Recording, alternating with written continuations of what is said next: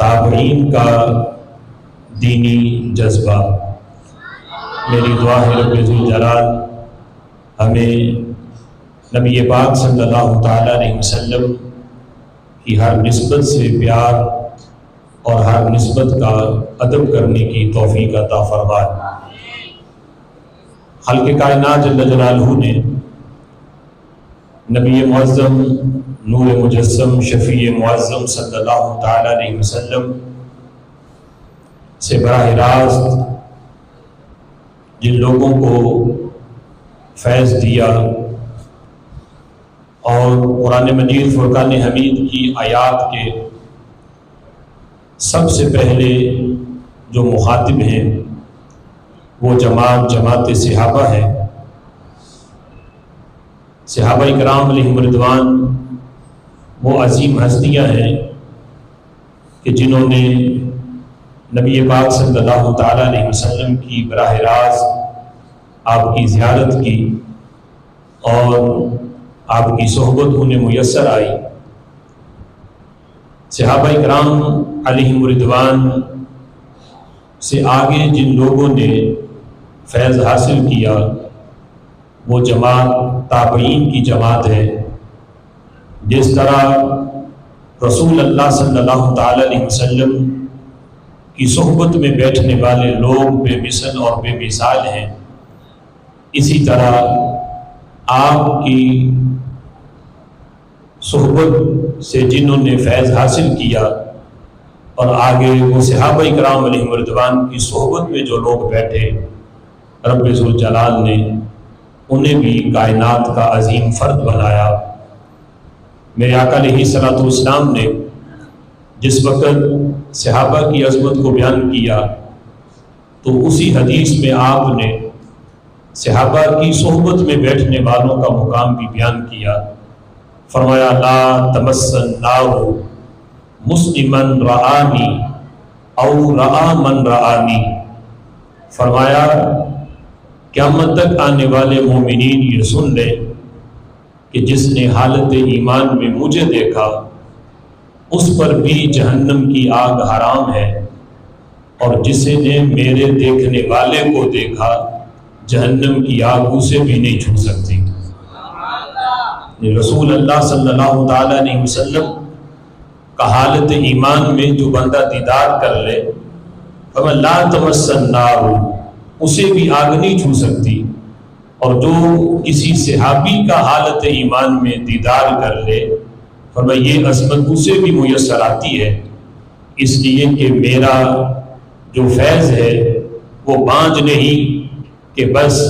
صحابہ تک وہ فیض محدود رہے اور آگے وہ فیض نہ جائے، بلکہ فرمایا جو میرے دیکھنے والے کو دیکھے رب ذوالجلال اس پر بھی جہنم کی آگ کو حرام فرما دیتا ہے۔ اور رسول اللہ صلی اللہ تعالیٰ علیہ وسلم نے صرف اپنے زمانے کو بہترین زمانہ نہیں قرار دیا بلکہ فرمایا خیر القرون قرنی، فرمایا بہترین زمانہ میرا زمانہ ہے، ثم الذین یلونہم، فرمایا پھر میرے زمانے کے بعد سب سے بہترین زمانہ وہ ہے جو میرے زمانے سے ملا ہوا ہے، یعنی سب سے پہلے صحابہ کا زمانہ، چونکہ رسول اللہ صلی اللہ تعالیٰ علیہ وسلم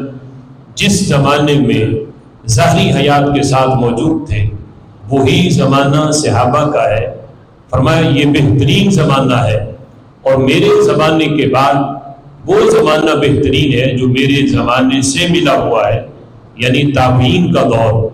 پھر فرمایا بہترین زمانہ وہ ہے جو آگے ان کے زمانے سے ملا ہوا ہے، یعنی تبع تابعین کے زمانے کو بھی نبی پاک علیہ الصلوۃ والسلام نے بہترین زمانہ کہا۔ پھر ایک حدیث کے اندر یہاں تک ارشاد فرمایا کہ ایک زمانہ آئے گا لوگ جس وقت جہاد کے لیے نکلیں گے تو اعلان ہوگا کہ اس لشکر کے اندر کوئی ایسا موجود ہے کہ جس نے اپنی آنکھوں سے رسول اللہ صلی اللہ تعالیٰ علیہ وسلم کا دیدار کیا ہو۔ کہتے ہیں اس پورے لشکر میں ایک صحابی موجود ہوگا جس نے ظاہری آنکھوں سے نبی پاک علیہ الصلوۃ والسلام کا دیدار کیا ہوگا۔ فرمایا لشکر والے کہیں گے کہ اس صحابی کو آگے لے آؤ، اسے سب سے آگے رکھا جائے گا اور اس کے وسیلے سے اللہ کی بارگاہ میں وہ سارے لشکر والے دعا مانگیں گے۔ میرے آقا فرماتے ہیں اس صحابی کے وسیلے سے مانگی گئی دعا اللہ قبول فرما کر اس لشکر کو فتح عطا فرما دے گا۔ فرمایا پھر اس زمانے کے مزید بعد ایک اور زمانہ آئے گا، اس میں ایک لشکر جہاد کے لیے نکلے گا، اعلان ہوگا کہ کوئی تم میں ایسا موجود ہے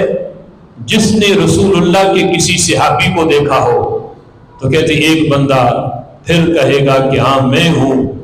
جس نے رسول اللہ صلی اللہ علیہ وسلم کے صحابی کو دیکھا ہوا ہے۔ تو میرے آقا فرماتے ہیں پھر اس تابعی کے وسیلے سے اللہ کی بارگاہ میں دعا مانگی جائے گی،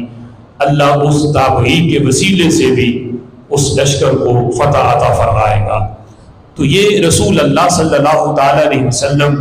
کا فیض ہے کہ جو کما حق ہو صحابہ کرام علیہم رضوان نے لیا اور پھر درجہ بدرجہ آگے تابعین میں اور پھر تبع تابعین میں آگے یہ منتقل ہوتا رہا، اور خلق کائنات جل جلالہ نے انہیں رسول اللہ صلی اللہ تعالی علیہ وسلم کے فیض سے مستفیض کیا۔ تابعین کی جماعت میں بڑے بڑے روشن نام اور بڑے بڑے عظیم نفوس جنہوں نے اپنے علم سے، اپنے عمل سے، ظاہر اور باطن سے دین اسلام کی خدمات کی ہے، اور آج انہوں نے جو آگے صحابہ سے دین کو محفوظ کیا اور ان کا محفوظ کیا ہوا دین پھر آگے تبع تابعین تک پہنچا اور پھر ائمہ مجتہدین تک پہنچا، اور آج رب ذوالجلال کا فضل ہے کہ ہمارے سینوں میں بھی اسی دین کا نور موجود ہے۔ تو تابعین کی جماعت کے اندر بہت عظیم نام ہے، لیکن چونکہ یہ ایک موضوع بڑا طویل ہے، آج کے موضوع میں چند ایک تابعین کا ذکر ہم کریں گے، اور اس سے یہ واضح ہوگا کہ رسول اللہ صلی اللہ تعالیٰ علیہ وسلم کا جو فیض ہے وہ کتنا عظیم ہے کہ صرف وہ جماعت صحابہ تک محدود نہیں، بلکہ آج بھی زمانہ یعنی براہ راست تو نہ صحیح لیکن بالواسطہ ان کے فیض سے مستفیض ہو رہا ہے۔ تابعین کی جماعت میں ایک عظیم نام ابو مسلم خولانی رضی اللہ تعالیٰ عنہ کا ہے۔ یہ تابعین کے اندر ایک عظیم مقام رکھتے ہیں، بہت بڑے محدث بھی ہیں۔ اسلام نبی پاک علیہ الصلوۃ والسلام کی ظاہری حیات میں انہوں نے قبول کیا، یمن کے رہنے والے تھے، لیکن یہ نبی پاک علیہ الصلوۃ والسلام کی ظاہری حیات میں مدینہ منورہ نہ آ سکے۔ اسلام کا پیغام جب یمن میں پہنچا تو انہوں نے اسلام کی آواز پہ لبیک کہتے ہوئے دین اسلام تو قبول کر لیا، لیکن نبی پاک علیہ الصلوۃ والسلام کا دیدار انہیں میسر نہ آیا۔ جب یہ مدینہ شریف پہنچے تو حضرت صدیق اکبر رضی اللہ تعالیٰ عنہ کا دور خلافت تھا اور نبی پاک علیہ الصلوۃ والسلام کا وصال ہو چکا تھا، تو اس لحاظ سے انہیں دیدار نصیب نہ ہوا، صحابی تو نہ بن سکے، لیکن تابعین کے اندر انہوں نے ایک عظیم مقام حاصل کیا۔ جس وقت حضرت ابو مسلم خولانی رضی اللہ تعالیٰ عنہ یمن میں تھے تو اسلام جب قبول کیا تو یمن کے اندر ایک شخص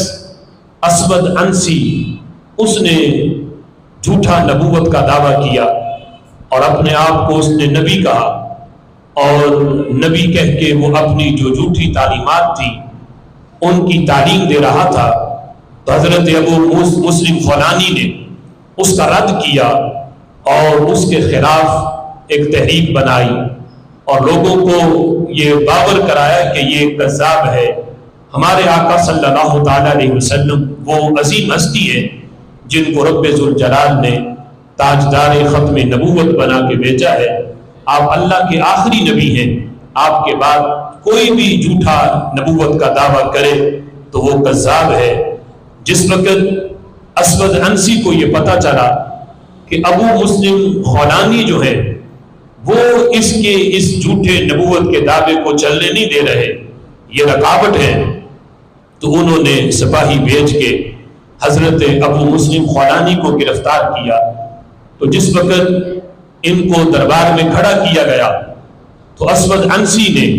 حضرت ابو مسلم خولانی سے یہ پوچھا، اتشہد انی رسول اللہ، کیا تو اس بات کی گواہی دیتے ہو کہ میں اللہ کا رسول ہوں؟ تو حضرت ابو مسلم خولانی کہتے ہیں، لا اسمع ما تقول، میں تو سن ہی نہیں رہا تو کیا کہہ رہا ہے، تیری آواز تو مجھے سنائی نہیں دے رہی کہ تو کیا بھونک رہا ہے، میں تو سن ہی نہیں رہا۔ اس نے کہا، اتشہد ان محمد رسول اللہ، کیا تو گواہی دیتا ہے کہ محمد صلی اللہ علیہ وسلم اللہ کے رسول ہیں؟ تو حضرت ابو مسلم خولانی فوراً کہتے ہیں، نعم اشہد انی محمد، اشہد ان محمد رسول اللہ، میں گواہی دیتا ہوں کہ محمد صلی اللہ علیہ وسلم اللہ کے رسول ہیں۔ وہ کہتا ہے کہ عجیب بات ہے، جب میں اپنے بارے میں گواہی مانتا ہوں تو تم کہتے ہو لا اسمع، میں سن ہی نہیں رہا، اور جب میں تم سے حضور کے بارے میں پوچھتا ہوں تو تم فوراً کہہ دیتے ہو کہ ہاں میں گواہی دیتا ہوں کہ محمد صلی اللہ علیہ وسلم اللہ کے رسول ہیں۔ اس نے 3 بار پوچھا، جب اپنے بارے میں پوچھتا تو ابو مسلم خولانی کہتے، لا اسمع ما تقول، میں سن نہیں رہا تم کیا کہتے ہو، اور جب حضور کے بارے میں پوچھا جاتا تو فوراً کہتے، اشہد ان محمد رسول اللہ، میں گواہی دیتا ہوں کہ رسول اللہ صلی اللہ تعالیٰ علیہ وسلم یقیناً اللہ کے آخری رسول ہیں۔ اب جس وقت درباریوں نے یہ حال دیکھا تو انہوں نے کہا اسود عنسی سے کہ اسے سخت سزا دی جائے تاکہ یہ دوسروں کے لیے بھی عبرت کا نشان بنے، تاکہ کل کو کوئی تمہاری نبوت کا انکار نہ کر سکے۔ تو طے یہ پایا کہ لکڑیاں اکٹھی کی جائیں، اور جس وقت آگ جل جائے، روشن ہو جائے، تو اس وقت حضرت ابو مسلم خولانی کو آگ میں ڈالا جائے۔ اب جس وقت لکڑیاں اکٹھی کی گئی اور آگ جلائی گئی، آگ کے شعلے جب بلند ہونے لگے تو حضرت ابو مسلم خولانی کو یہ کہا گیا کہ اب بھی وقت ہے، اب بھی میری رسالت کی تم گواہی دے دو تو تم اس آگ سے بچ جاؤ گے۔ لیکن ابو مسلم خولانی کہتے ہیں، مجھے مرنا قبول ہے، جلنا قبول ہے، لیکن میں جھوٹے نبی کی نبوت کی گواہی نہیں دے سکتا۔ اس نے حضرت ابو مسلم خولانی کو جس وقت آگ میں ڈالا، لیکن رب ذوالجلال کے فضل سے کیا ہوا، فلم تدرہ شیئا، جس وقت ابو مسلم خولانی آگ میں پہنچے، دیکھنے والوں نے دیکھا کہ شعلے بھڑک رہے ہیں، لیکن ابو مسلم خولانی آگ میں پہنچ کر بھی بالکل صحیح سلامت ہے، یہاں تک کہ جسم کو نقصان پہنچنا تو بڑی دور کی بات، جو لباس آپ نے پہنا ہوا تھا آگ اس لباس کو نہ جلا سکی، جو جوتے پہنے تھے آگ ان جوتوں پہ کوئی اثر نہ کر سکی، صحیح سلامت آگ سے باہر نکلے۔ رب ذوالجلال نے جس طرح حضرت ابراہیم علیہ السلام پر آگ کو گلزار بنایا، اسی طرح ابو مسلم خولانی پر بھی اللہ نے آگ کو ٹھنڈا فرما دیا۔ ادھر یمن کے اندر جب یہ معاملہ ہوا، ادھر مدینہ شریف میں یہ خبر پھیلی کہ اسود عنسی کے مقابلے میں حضرت ابو مسلم خولانی رضی اللہ تعالی عنہ نے مقابلہ کیا ہے، اور اسے کذاب کہا جس نے جھوٹا نبوت کا دعویٰ کیا۔ بدلے میں سزا کے طور پہ آگ میں ڈالا گیا، لیکن آگ گلزار بن گئی۔ ادھر مدینے والوں کو تڑپ تھی کہ ہم وہ شخص تو دیکھیں جس میں آج بھی حضرت ابراہیم کا جلوہ موجود ہے۔ حضرت ابو مسلم خولانی یمن سے چلے، مدینہ شریف پہنچے۔ دور خلافت حضرت صدیق اکبر رضی اللہ تعالیٰ عنہ کا تھا۔ ان کے دور خلافت میں جس وقت مدینہ شریف آئے، کوئی جانتا پہچانتا نہیں تھا۔ حضرت فاروق اعظم رضی اللہ تعالیٰ عنہ سے ملاقات ہوئی، اجنبی شخص کو دیکھا تو حضرت عمر رضی اللہ تعالیٰ عنہ نے پوچھا، اے آنے والے، تم مدینے کے نہیں لگتے، بتاؤ کہاں سے آئے ہو؟ حضرت ابو مسلم خولانی کہتے، میں یمن سے آیا ہوں، یمن کا رہنے والا ہوں۔ تو جس وقت یمن کا نام لیا تو حضرت عمر نے فوراً حضرت ابو مسلم خولانی کے بارے میں پوچھا. اس نے نام نہیں بتایا، نہ نام پوچھا گیا. تو کہا کہ آئے کہاں سے ہو؟ بتائے یمن سے. کہا کہ مجھے ما خبر الرجل الذی اوقدوا له النار، یمن میں مجھے اس شخص کے بارے میں بتاؤ جس پہ آگ جو ہے وہ گلزار بن گئی ہے،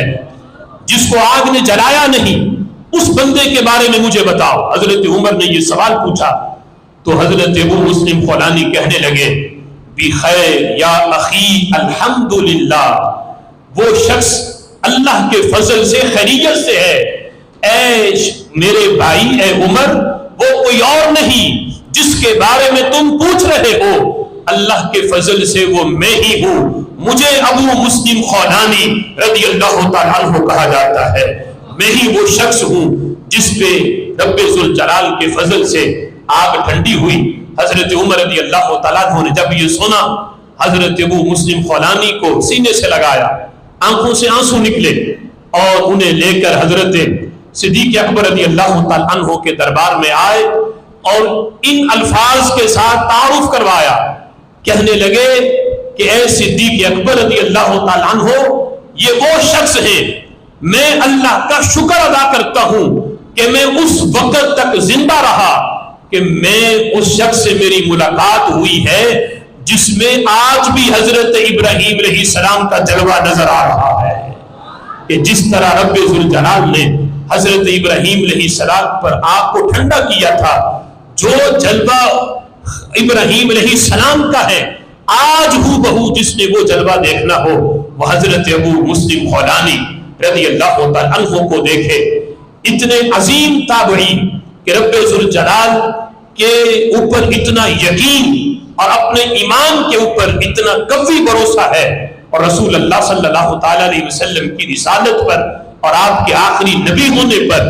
اتنا کامل یقین ہے، اور یہ جانتے ہیں کہ ان کے بعد جو نبوت کا دعویٰ کرے یقیناً وہ جھوٹا ہے، اور اسے جھوٹا ثابت کرنے کے لیے بے خوف و خطر آگ میں کودے ہیں. اور خالق کائنات جل جلالہ نے اپنے محبوب علیہ الصلوۃ والسلام کی ختم نبوت کا جھنڈا تمام زمانے کے سامنے اللہ نے بلند فرما دیا ہے. حضرت ابو مسلم خولانی رضی اللہ تعالی عنہ بہت بڑے متقی، عابد، زاہد ہونے کے ساتھ ساتھ آپ بہت بڑے مجاہد بھی تھے اور بہت بڑے صاحب کرامت بھی تھے. ایک جنگ میں جس وقت آپ ایک لشکر کے ساتھ موجود تھے اور اپنے ایمان پہ اور رب ذوالجلال کے فرمان پر اور رسول اللہ کے فرمان پہ یقین اتنا تھا کہ جس وقت ایک لشکر میں سامنے دریا تھا اور دریا پار کرنے کے لیے کوئی کشتی بھی نہیں تھی. اب لشکر اسلام کو دریا پار کرنا تھا، پانی بڑا گہرا تھا، لہریں بڑی تیز تھی، پانی کا بہاؤ بڑا تیز تھا. تو حضرت ابو مسلم خولانی رضی اللہ تعالیٰ عنہ آپ نے لشکر اسلام سے کہا کہ گھبراؤ نہ، اعبروا بسم اللہ، فرمانے لگے بسم اللہ پڑھ کے دریا عبور کر لو، تمہیں کوئی نقصان نہیں ہوگا. اور آگے ضمانت دے دی، فرمانے لگے فمن ذهب له شيء فانا ضامن له، فرمایا میں گارنٹی دیتا ہوں تم اپنے گھوڑے بھی دریا میں ڈال دو، ساز و سامان سمیت دریا پار کرو، گارنٹی میری ہے. اگر دریا کے پار جاتے ہوئے ایک چیز بھی دریا میں رہ گئی، آنا ضامن، میں گارنٹی دیتا ہوں وہ چیز مجھ سے لے لینا. اتنی بڑی ضمانت. کہا کہ دریا پار کرو، پانی جتنا بھی گہرا کیوں نہ ہو، اس دریا کو پار کرتے ہوئے تمہاری ایک چیز بھی اگر پانی میں ڈوبی، آنا ضامن لہو، تو میں گارنٹی دیتا ہوں وہ چیز اس پار جا کے مجھ سے لے لینا. اب جس وقت پورے لشکر اسلام کے اندر حضرت ابو مسلم خولانی رضی اللہ تعالی عنہ نے اتنی بڑی گارنٹی دے دی، لوگوں نے بسم اللہ پڑھی اور دریا میں چھلانگیں لگا دی. گھوڑوں سمیت جب دریا میں اترے، دریا کے جب بالکل درمیان میں پہنچے تو لشکر میں سے ایک بندے کے دل میں خیال آیا کہ ٹیسٹ لینا چاہیے. ابو مسلم خولانی نے اتنی بڑی گارنٹی دی ہے کہ اگر کوئی چیز بھی دریا میں رہ گئی تو مجھ سے لے لینا. تو اس کا بلا ٹیسٹ لیتے ہیں کہ وہ چیز ملتی بھی ہے یا نہیں ملتی. تو اس شخص نے جان بوجھ کے اپنی چادر جو ہے اس کو سواری سے اتارا اور دریا میں پھینک دی. جس وقت لشکر سارا باہر نکلا تو وہ شخص آ گیا حضرت ابو مسلم خولانی کے پاس، آ کے کہنے لگا کہ آپ نے گارنٹی دی تھی کہ کوئی چیز بھی اگر دریا میں رہ جاتی ہے تو مجھ سے لے لینا، میرا سارا سامان صحیح سلامت ہے، ایک چادر غائب ہے، چادر نہیں مل رہی. تو حضرت ابو مسلم خولانی نے اس کے کندھے پہ ہاتھ رکھا اور ہاتھ رکھ کے کہا آگے چلو. جب تم نے دل میں خیال کیا تھا کہ ابو مسلم خولانی کو میں آزماتا ہوں اور تم نے دریا میں چادر پھینکی تھی، اسی وقت میں نے چادر نکال کے درخت پہ سکانے کے لیے ڈال دی ہے. وہ دریا کے کنارے جو درخت لگے ہوتے ہیں، فرمایا وہ سامنے دیکھو تمہاری چادر خشک ہونے کے لیے میں نے وہاں لٹکائی ہوئی ہے. اب یہاں دو چیزیں، حضرت ابو مسلم خولانی کا چادر بھی پکڑ لینا، دریا سے نکال لینا، اور پھر دل کی بات کہ دل میں جو اس نے خیال کیا، کسی ساتھ والے بندے سے بھی اپنے اس خیال کا اظہار نہ کیا، صرف دل میں سوچا کہ آزماتا ہوں. حضرت ابو مسلم خولانی نے دل کی بات بھی جان لی اور چادر بھی صحیح سلامت واپس لوٹا دی. آج لوگ کہتے ہیں کہ نبی کو علم غیب نہیں، ہم کہتے ہیں یہاں تو حضور کے غلاموں کی یہ شان ہے، یہ شان ہے خدمت گاروں کی، سردار کا عالم کیا ہوگا. حضرت ابو مسلم خولانی رضی اللہ تعالیٰ عنہ کو رب ذوالجلال نے اور بھی بے شمار کمالات سے نوازا. ابن عساکر کے اندر اور دیگر تاریخ لکھنے والوں نے اور اسماء الرجال کے جتنے بھی ائمہ ہیں، امام ہیں، جنہوں نے صحابہ اکرام علیہم رضوان اور راویوں کے حالات پہ کتابیں لکھی،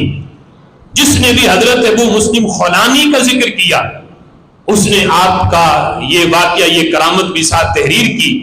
کہ حضرت ابو مسلم خولانی رضی اللہ تعالیٰ عنہ ایک موقع پر اپنے گھر آئے.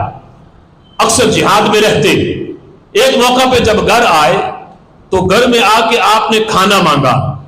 تو زوجہ نے کہا کہ گھر میں روٹی تو دور کی بات ہے، روٹی پکانے کے لیے آٹا بھی نہیں ہے، اور یہ صورتحال ہے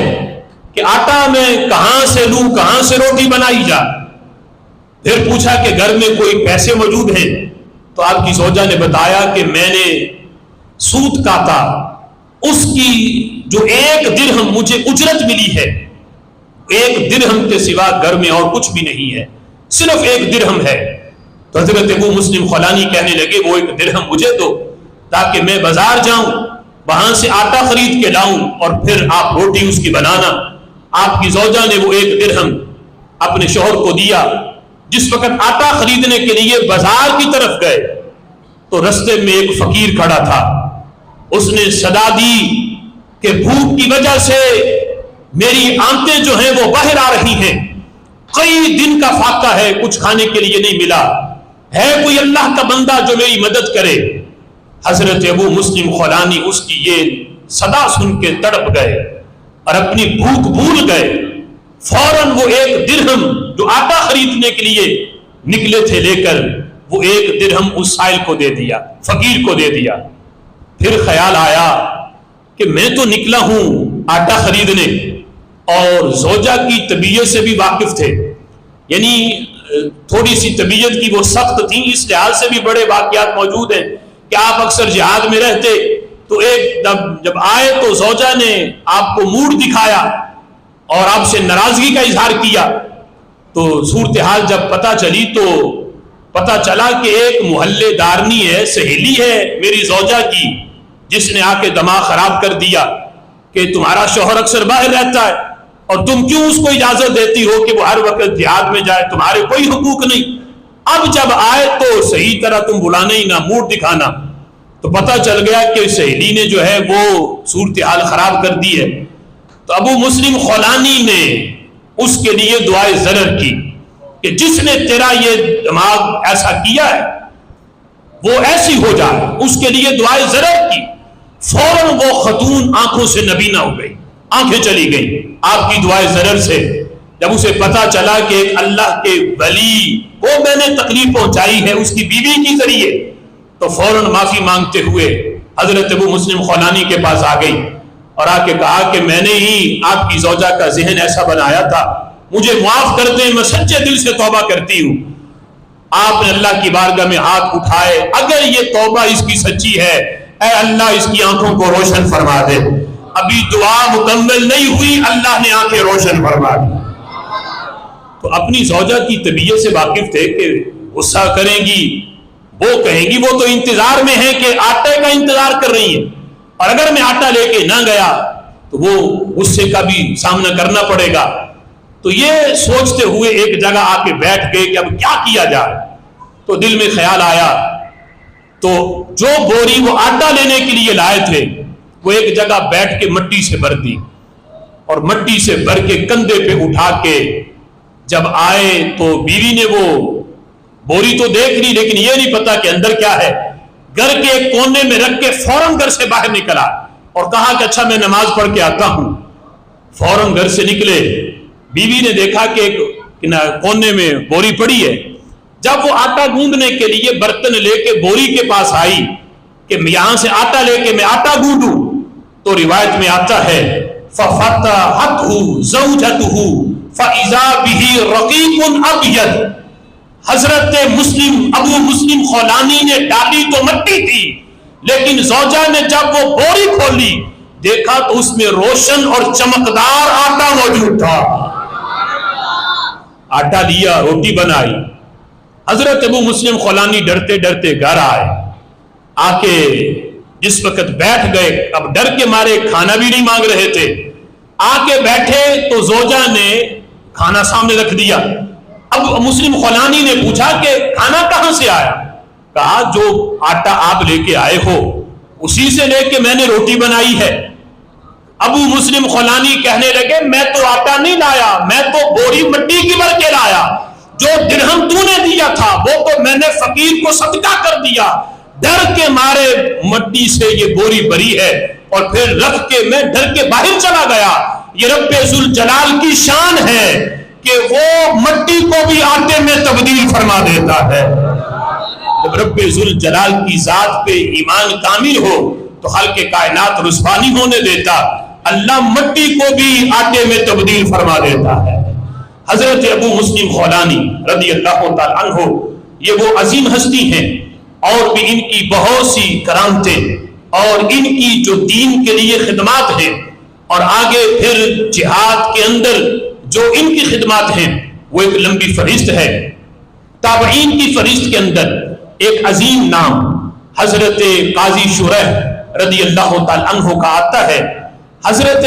قاضی شریح رضی اللہ تعالی عنہ بھی تابعین کے اندر آپ کا اتنا جامع مقام ہے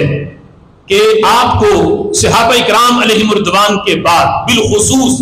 حضرت مولا علی رضی اللہ تعالی عنہ کے بعد جسے چیف جسٹس ہونے کا منصب حاصل ہے، حضرت علی کے بعد تمام صحابہ میں تابعین میں سے صحابہ کے بعد جسے چیف جسٹس ہونے کا خطاب ملا ہے وہ حضرت قاضی شریح رضی اللہ تعالی عنہ کی عظیم ہستی ہے، کہ جو صرف حضرت مولا علی کے دور خلافت میں نہیں، حضرت فاروق اعظم رضی اللہ تعالی عنہ کے دور میں قاضی بنے، جج بنے، حضرت عمر نے بنایا، پھر حضرت عثمان غنی کے دور میں بھی اسی عہدے پہ رہے، اور حضرت مولا علی رضی اللہ تعالی عنہ کے دور میں بھی آپ کی شہادت کے بعد حضرت امیر معاویہ رضی اللہ تعالی عنہ کے دور میں بھی قاضی شریح جو ہیں وہ جج کے منصب پہ فائز رہے، اور ان کے دور حکومت کے اندر پھر آپ کا وصال ہوا۔ یہ وہ عظیم ہستی ہیں کہ بڑے بڑے صحابہ اور یہاں تک کہ وقت کے امیر المومنین بھی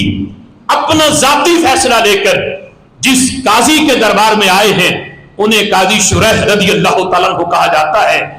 اور آپ نے یہ سمجھایا کہ اسلام کا نظام یہ کیسا نظام ہے، ایسا نہیں کہ کوئی وقت کا صدر بن جائے ملک کا یا وزیر اعظم بن جائے تو اسے استثناء حاصل ہے کہ وہ کسی عدالت میں اسے نہیں بلایا جا سکتا، یا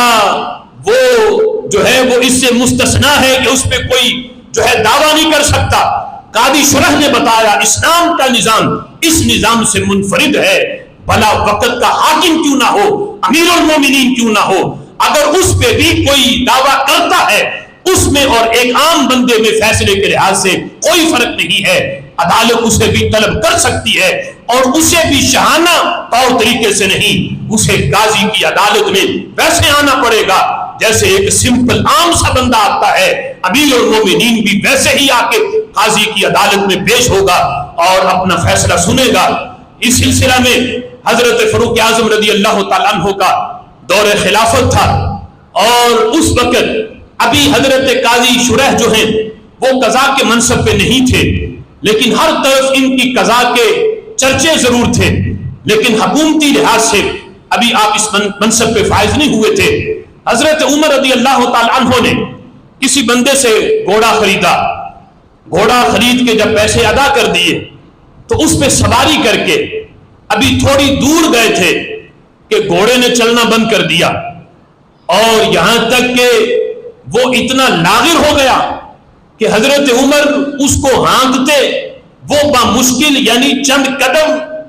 چل بھی نہ پڑتا، یعنی ہانکنے سے بھی وہ نہ چلتا، اور حضرت عمر رضی اللہ تعالیٰ عنہ نے کہا کہ اتنی جلدی تو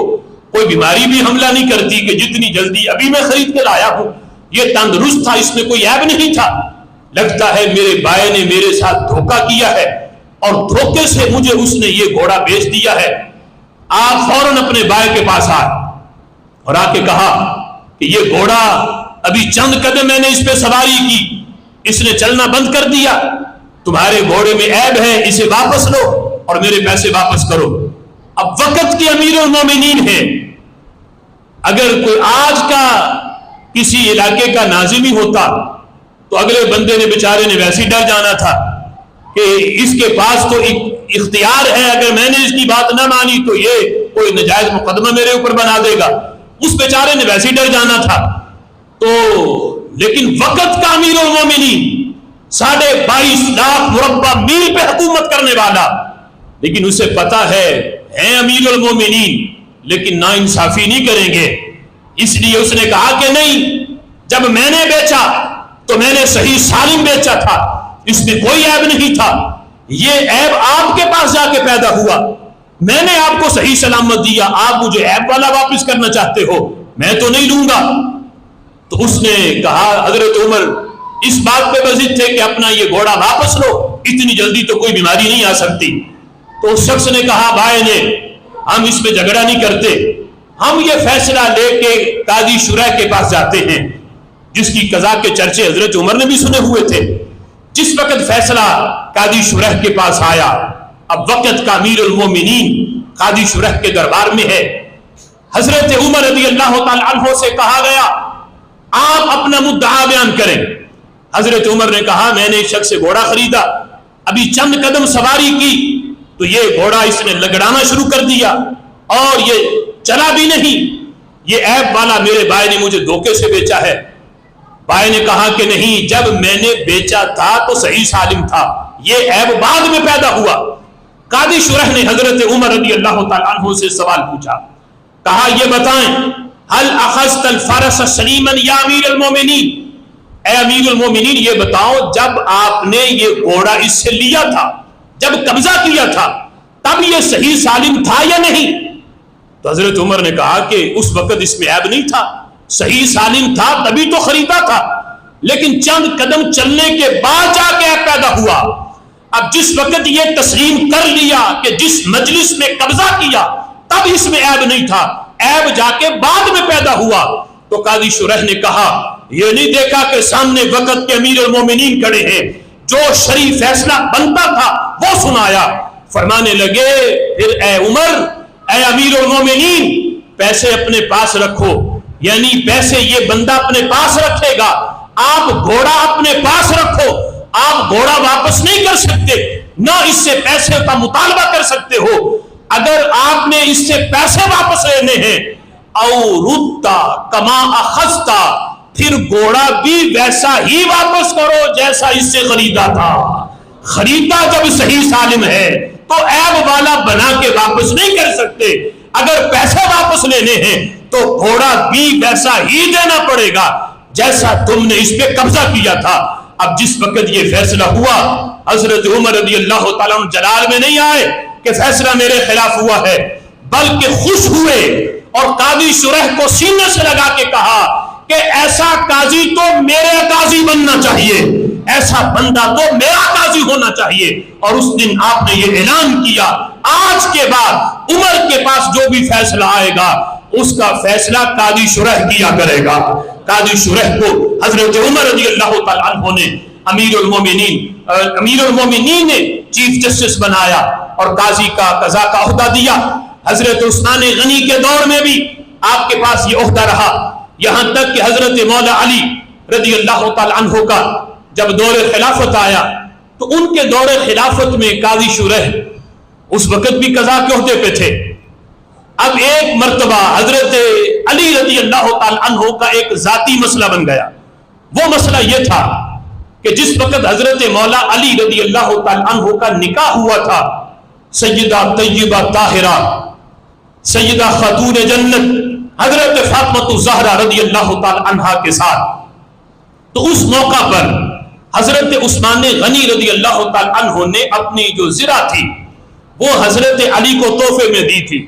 حقیقت میں وہ زرہ پہلے بھی حضرت علی کی تھی، لیکن جب حضور نے فرمایا کہ نکاح کے لیے کوئی بندوبست کیا جائے تو حضرت علی اپنی زرہ بیچنے کے لیے نکلے، تو حضرت عثمان غنی نے وہ زرہ خریدی تھی اور وہ زرہ کی قیمت تو چند درہم تھی، لیکن 360 درہم دے کر حضرت عثمان غنی نے وہ زرہ خریدی۔ جب حضرت علی جانے لگے تو حضرت عثمان غنی نے آواز دی، کہا علی تمہاری شادی ہو رہی ہے، کیا عثمان سے شادی کا تحفہ نہیں لوگے؟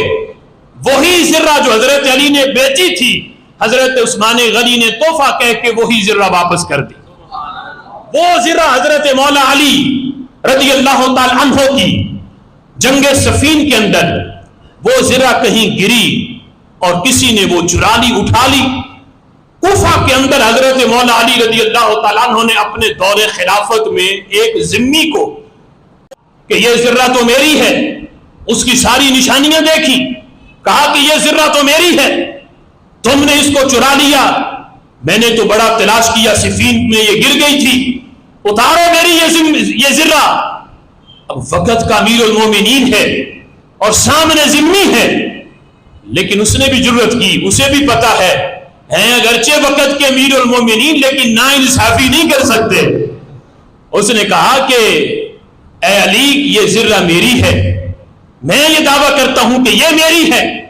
اب یہ فیصلہ جس وقت چلتے چلتے قاضی شرح کے دربار میں آیا، قاضی شرح نے کہا امیر المومنین سے آپ اپنا مدعا بیان کریں، تو حضرت علی رضی اللہ تعالیٰ عنہ نے کہا کہ یہ زرہ جو ہے یہ میری زرہ ہے، صفین میں یہ گر گئی تھی جنگ صفین میں، اور آج میں نے دیکھا کہ اس بندے نے پہنی ہوئی ہے، لہذا مجھ سے یہ زرہ جو ہے میری دلائی جائے اس سے۔ اب جس وقت قاضی شرح نے اس سے پوچھا ذمی سے، تو اس نے کہا کہ زرہ میری ہے، لیکن ادب کتنا ہے امیر المومنین کا، کہنے لگا وَلَا أَتَّهِمُ أَمِيرَ الْمُؤْمِنِينَ بِالْكِذِبِ، کہا زرہ میری ہے لیکن میں امیر المومنین حضرت علی کو بھی جھوٹا نہیں کہتا۔ جو یہ کہہ رہے ہیں کہ زرہ میری ہے، میں کہتا ہوں میری ہے، لیکن میں علی کو بھی جھوٹا نہیں کہتا۔ میری کیا مجال کہ میں علی کو جھوٹا کہوں، میں ان پہ بھی جھوٹ کی تہمت نہیں لگاتا، لیکن ہو سکتا ہے کہ یہ زرہ جیسی زرہ ہو سکتی ہے، میں کہتا ہوں یہ زرہ میری ہے، علی کہتے ہیں زرہ میری ہے۔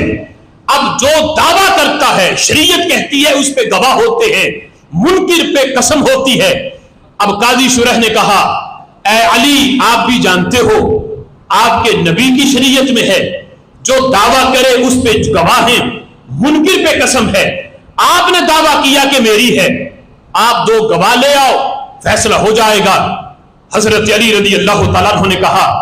کہ میرے پاس گواہ ہیں۔ کون سے؟ کہا ابنی الحسن و مولایا قمبر یشہدان، میرے پاس ایک گواہ میرے بیٹے حضرت امام حسن ہے اور دوسرا میرا غلام ہے قمبر، یہ جو ہے میرا گواہ ہے، یہ گواہی دیں گے۔ قاضی شرح کمال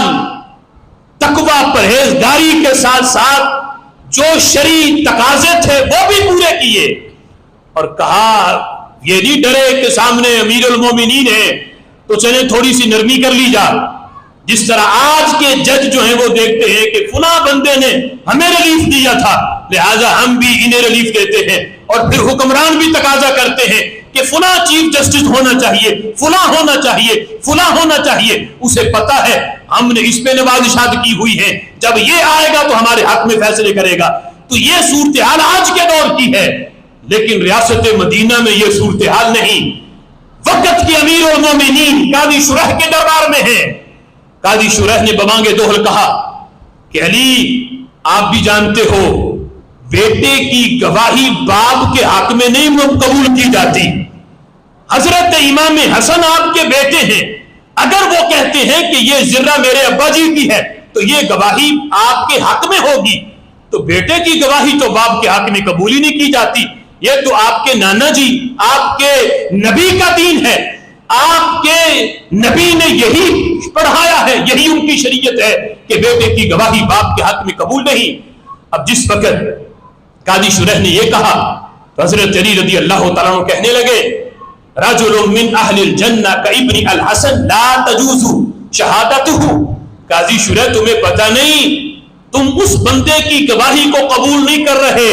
جو جنتی نوجوانوں کا سردار ہے۔ قاضی شرح نے کہا آپ کے نانا جی کی حدیث مجھے بھی آتی ہے، آپ کے نبی کی حدیث مجھے بھی آتی ہے، آپ کے نبی نے یہ فرمایا الحسن والحسین سیدا شباب اہل الجنہ، لیکن یہ حدیث بھی میں آپ کو آپ کے نبی کی سنا رہا ہوں کہ وہ فرماتے ہیں کہ بیٹے کی گواہی باپ کے حق میں نہیں سنی جاتی۔ اب جس وقت فیصلہ یہ ہوا کہ چونکہ گواہ ایک ہے، ایک تو بیٹے ہیں ان کی گواہی تو قبول نہیں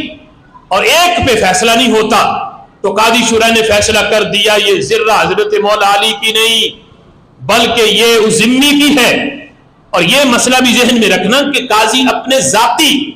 ذاتی علم پہ فیصلہ نہیں کر سکتا۔ اگر قاضی کسی کو اپنی آنکھوں سے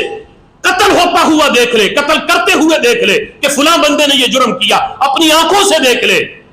اب یہ اس کا ذاتی علم ہے۔ جب قاضی کے دربار میں فیصلہ پہنچے گا، گواہ آ کے یہ کہہ دے کہ اس بندے نے قتل نہیں کیا، تو قاضی مجبور ہے کہ وہ جو شرعی تقاضے ہیں ان پر فیصلہ کرے گا،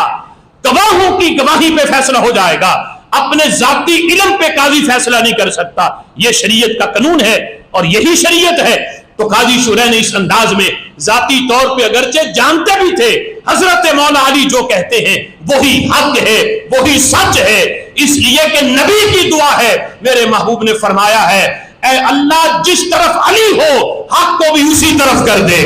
یہ نہیں کہ حق علی کے ساتھ ہو بلکہ فرمایا جہاں علی ہو حق بھی ادھر ہو جائے۔ یہ ہو ہی نہیں سکتا کہ علی جس طرف ہو وہاں حق نہ ہو۔ قاضی شرح یہ جانتے ہیں، لیکن جو شرعی تقاضے تھے وہ یہ ثابت کر رہے تھے، قانون یہ کہہ رہا تھا کہ فیصلہ حضرت علی کے حق میں نہیں ذمی کے حق میں ہونا چاہیے۔ قاضی شرح نے جب فیصلہ کر دیا اس ذمی کے حق میں، اب انصاف کی برکت دیکھو، جب انصاف کیا گیا تو ذمی نے سوچا یہ دین کتنا پیارا ہے کہ میں نے وقت کا امیر المومنین سے میرا جھگڑا ہوا ایک ذرہ پہ، ہم عدالت میں پہنچے تو اس دین نے فیصلہ وقت کے امیر المومنین کے حق میں نہیں کیا،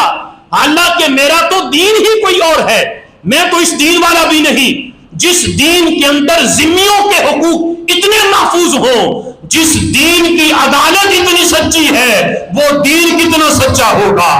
ذمی نے قاضی شرح کا یہ فیصلہ دیکھ کے اس نے اپنا دین چھوڑا، دین اسلام کو قبول فرما لیا۔